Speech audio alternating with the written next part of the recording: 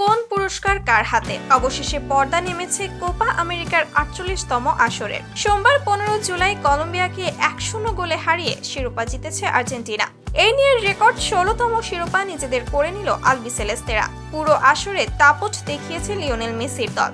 আর্জেন্টিনার শিরোপা জয়ে বড় ভূমিকা রেখেছেন লাউতারো মার্টিনেজ। পুরো টুর্নামেন্টে ৫ গোল করেছেন এই ফরওয়ার্ড।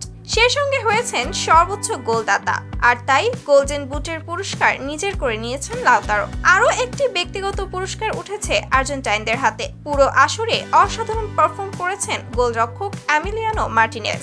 আর্জেন্টিনার গোল পোস্টের ভরসার প্রতীক পুরো টুর্নামেন্টে রেখেছেন ৫টি ক্লিন শিট।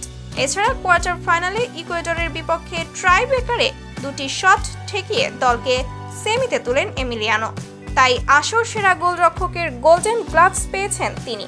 শিরোপা জিততে না পারলেও অসাধারণ খেলেছেন কলম্বিয়ার হামেস রদ্রিগেজ।